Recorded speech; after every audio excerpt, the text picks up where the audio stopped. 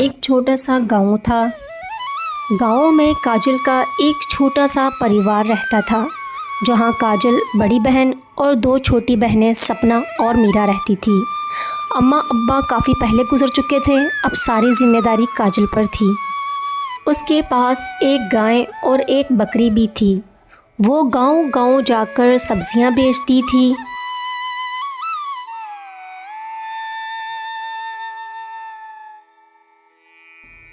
सब्ज़ी ले लो, काजल की ताज़ा ताज़ा सब्ज़ी, हरी हरी ताज़ा सब्ज़ी ले लो। सब्ज़ी ले लो भाई, सब्ज़ी आ गई, सब्ज़ी ताज़ा ताज़ा। गांव के लोगों को काजल की सब्ज़ियां बहुत पसंद होती थी, क्योंकि वो ताज़ा सब्ज़ी बेचा करती थी। सब्ज़ियां बेचकर काजल घर आती है।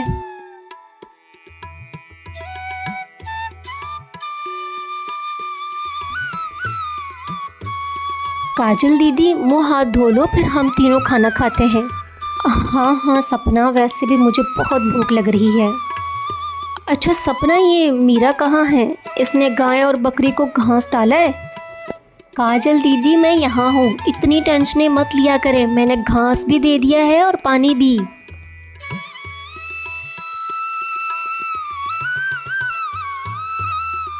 ओहो, आज इतनी देर हो गई, आँख लग गई, खुली ही नहीं।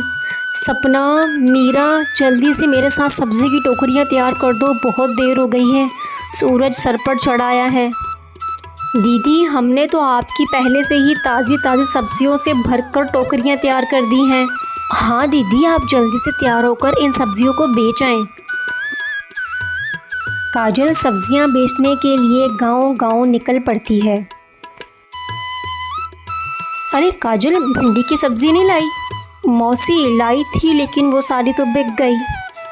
अच्छा, तो ऐसा करना, शाम को मेरे घर भिंडी की सब्ज़ी पहुंचा देना, मुझे भिंडी की सब्ज़ी बहुत पसंद है, और साथ में कुछ और भी ताज़ी सब्ज़ियां लेती आना। अच्छा ठीक है मौसी, मैं शाम को जब ताज़ा सब्ज़ियां लाऊंगी तो सबसे पहले आपको ही देकर जाऊंगी। सारी सब्ज़ियां बिक जाने के बाद काजल घर की तरफ निकलती है। तभी रास्ते में बहुत तेज़ बारिश शुरू हो जाती है। काजल एक पेड़ के नीचे अपने ठेले को लगाकर खड़ी हो जाती है और बारिश बंद होने का इंतज़ार करने लगती है। थोड़ी देर बाद बारिश बंद हो जाती है। काजल घर की तरफ निकल जाती है। तभी रास्ते में काजल को दो चालाक चोर औरतें घेर लेती हैं और उसका रास्ता रोककर खड़ी हो जाती हैं। अरे ओ सब्ज़ी वाली, तूने आज जितनी की भी सब्ज़ियाँ बेची हैं उसमें से कुछ पैसे हमें भी दे, नहीं तो तू यहाँ से जा नहीं पाएगी। आज तो मेरे पास ज़्यादा पैसे नहीं हैं, आज तो मेरे पास बहुत कम सब्ज़ियाँ थी, इसलिए ज़्यादा कमाई नहीं हुई है। चल ठीक है, आज तो मैं तुझे छोड़ देती हूँ, लेकिन कल तू अपने हिसाब से कुछ कमाई मुझे भी देगी। मुझे पैसे देने के बाद ही तू गांव में सब्जियां बेच सकती है, समझी?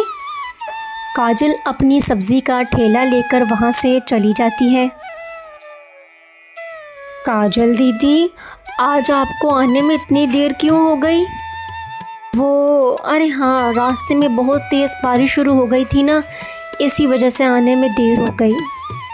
और पता, बारिश इतनी तेज़ हो रही थी कि थमने का नाम ही नहीं ले रही थी। अरे सपना मीरा, ये सब छोड़ो, मुझे ये बताओ, गाय का दूध निकाला है क्या? उन्हें चारा डाला तुम लोगों ने?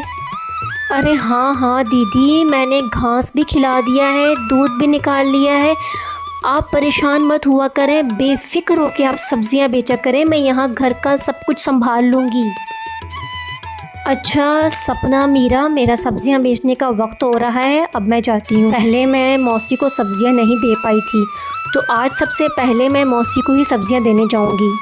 काजल दीदी, अगर आप मौसी के घर जा ही रही हैं तो उनके बगीचे में से थोड़े आम तोड़ लाना, उनके बगीचे के आम बहुत मीठे होते हैं। आज हम दोनों का बहुत मन कर रहा है उनके बगीचे के मीठे आम खाने को। अच्छा अच्छा भाई, ठीक है, मैं ले आऊँगी आते वक्त, तुम दोनों अपना ख्याल रखना, अब मैं चलती हूँ।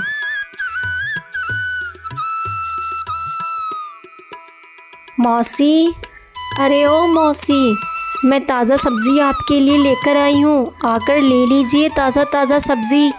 अरे बेटा, मुझे लगा तुम शायद आज नहीं आओगी, सुबह से बारिश जो लगी हुई थी। मौसी, आप भी कैसी बात करती हो, मुझे तो आना ही था क्योंकि आपके घर में ताज़ी सब्ज़ी नहीं थी। बारिश हो या आंधी, मैं तो आपको ताज़ी सब्ज़ी ज़रूर देने आती। ठीक है बेटा, तुम्हारा बहुत बहुत शुक्रिया, खुश रहो आबाद रहो तुम।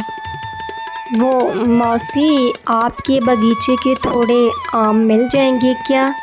वो मेरी दो छोटी बहनें हैं ना, उनका बहुत मन कर रहा था आपके बगीचे के मीठे आम खाने को।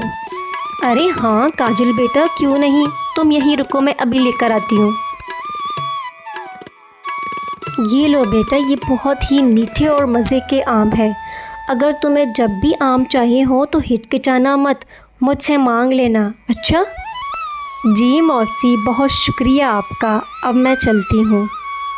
अगली सुबह फिर से काजल गांव की तरफ सब्जियां बेचने निकल जाती है। तभी रास्ते में वो दो चोर चालाक औरतें काजल का रास्ता रोककर फिर से खड़ी हो जाती हैं। ओ सब्ज़ी वाली, कहाँ जा रही है तू? पहले मुझे पैसे दे, फिर ही तू यहाँ से जा पाएगी। नहीं, मैं आपको अपनी मेहनत की कमाई नहीं दे सकती, इसी कमाई से मेरा घर चलता है, तो मैं अपनी मेहनत की कमाई आपको क्यों दूँ? ए सब्ज़ी वाली, मुझसे ज़्यादा बहस मत कर, अभी की अभी मैं तुझे तेरी पूरी सब्ज़ी के ठेले के साथ यहाँ से दूर फेंकवा दूँगी। इतना कहकर वो काजल से पैसे छीनकर चली जाती हैं। अजीब लोग हैं, हमें चैन से जीने भी नहीं देते। मेरी मेहनत की कमाई ले गई, इन्हें हम गरीबों के पैसे छीन के कौन सा सुख मिल जाएगा। काजल सब्जियां बेचने निकल जाती है। काजल बहन, वो मुझे आज 2 किलो आलू दे देना, मुझे आज आलू के पराठे बनाने हैं। माफ़ करना बहन, आज तो सारी सब्जियां ख़त्म हो गई हैं, अब आपको कल ही आलू मिल पाएंगे। काजल बहन, मेरी माने तो आप थोड़ी और ताज़ा सब्जियां घर से लेकर निकला कीजिए। जी ठीक है। सारी सब्जियां बेचने के बाद काजल घर के लिए निकल पड़ती है। अगली सुबह फिर से काजल सब्जियां बेचने के लिए गांव-गांव निकल पड़ती है।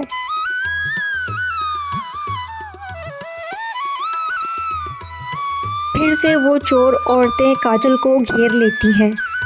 वो फिर से काजल से पैसे मांगती हैं और काजल देने से मना कर देती है। वो दोनों काजल का सारा सब्ज़ी का ठेला नीचे गिरा देती हैं। काजल की सारी सब्जियां नीचे ज़मीन पर गिर जाती हैं।